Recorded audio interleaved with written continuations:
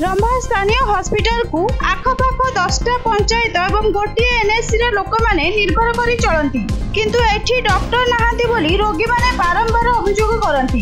एपर्यंत hospital रोगी सेवारे कौनसी परिवर्तन होई नहीं। सप्ताह पूर्व आयुष डॉक्टर अन्य हॉस्पिटल को स्थानांतरित हो गला परे सेही घरे ताला झुलुची।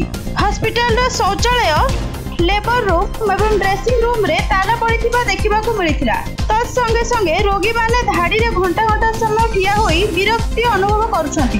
ज्वर होइथिबा रोगी एवं छुआ धरिथिबा महिला वृद्ध घंटा घंटा समय धाड़ी रे ठिया हेबा असंभव होई पड़िछि। गोटिए डॉक्टर जोगु रोगी देखिबा मुश्किल होई पड़िछि।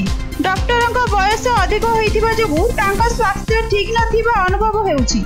तेणे सिक्यूरिटी गार्ड सेवा देला भली धमक चमक रे रोगी आहुरी डरी जिबार अभियोग हेउछि।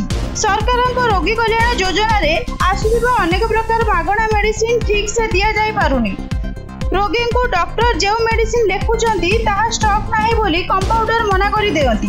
बाहर दुकान रु नहीं आस बोली साधारण अभियोग हेउछि। गरीब गुरुबांक पई बहुत बड़ा समस्या होई पड़िछि। वर्तमान एही अंचल रे मलेरिया टाइफॉइड भली वायरल ज्वर संग को झाड़ा बांती व्यापीबारे लागिछि। रंभा साबुलिया कनका डिमिरिया बाणिया सान रामचंद्रपुर सुबलया पालंग झारेडी पालुर रामचंद्रगढ़ भली अनेक ग्राम पंचायतर लोक माने रंभा प्राथमिक स्वास्थ्य आरोग्य केन्द्र उपर निर्भर करती। प्रशासन को अनुरोध तुरंत डॉक्टर व्यवस्था कराइबा पई साधारण रे आलोचना पर्यालोचना होउछि।